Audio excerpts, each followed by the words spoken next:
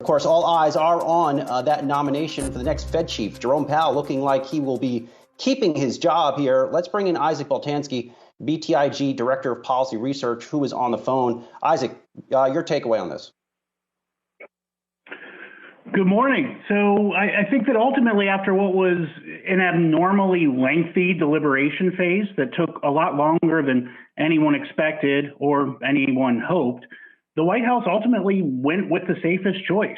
The Powell pick provides both leadership continuity, which the market will applaud and is already applauding, as we can see, as well as a victory for the White House. As my sense is that this is going to be a relatively painless confirmation process that should be wrapped up before the end of the year.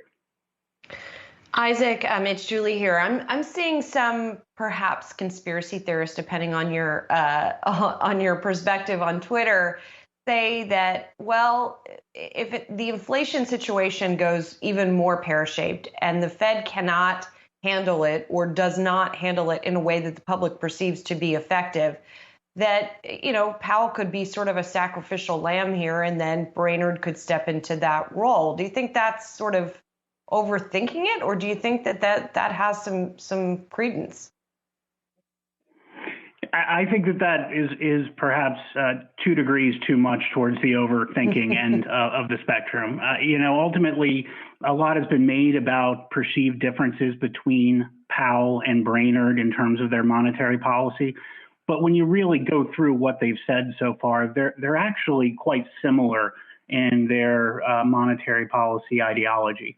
Thus far, both of them have repeatedly said that they believe that inflation is transitory, but not necessarily short-lived. And I think that their commentary to date on monetary policy has been largely similar. Furthermore, it's bizarre to me that anyone would argue that Brainard is more hawkish than Powell. I think that if anything, she has been portrayed by some of her opponents and proponents as more dovish. So I'm not a buyer of that conspiracy theory. I think that Powell and Brainard make the right choice for the White House first and foremost, because we will see leadership continuity, and secondly, because they will cruise through the confirmation process. Isaac, do you think this removes any chance of a rate hike next year? I don't think that we can say that yet. I think that what we need to keep in mind is that these are important voices on the board, but they are just voices in the room at the end of the day. I'm going to wait to see what the White House does with the remaining seats on the Federal Reserve Board, which supposedly we should hear who those nominees are in early December. I think that will provide some insight, especially if it ends up being that we see a few more doves added to the board. So to me, I think it's still too early to tell, simply because these are important voices, but they're not the only voices that the White House is going to add to the Federal Reserve Board. And on that point, Isaac, who would be now your pick or your likely pick for the vice chair of supervision role, which some expected Brainard to fill, and she is not, apparently?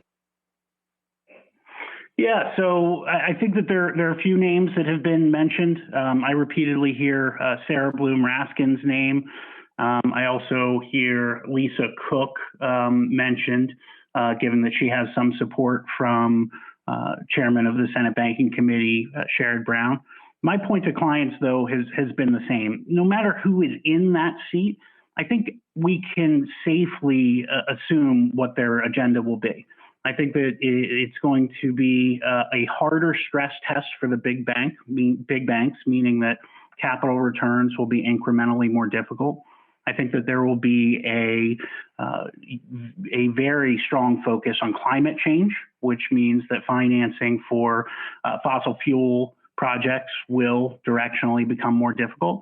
And I think ultimately we've got to keep in mind whomever is in these seats has to deal with whatever the headlines of the day will be, whether that's crypto or treasury market functioning. I think that those things will pop up on the agenda as well. So I'm not focused as much on who exactly will be on the seat at this moment, as I think that the agenda is pretty clear no matter who ultimately gets the pick. Isaac, why do you think returns for the banks would be incrementally tougher? Yeah, so the stress test is an annual exercise that the big banks go through, and the stress test was softened slightly under the Trump administration with Vice Chair Quarles in the seat. There weren't seismic shifts. I would say that they were directional shifts that made the stress test easier.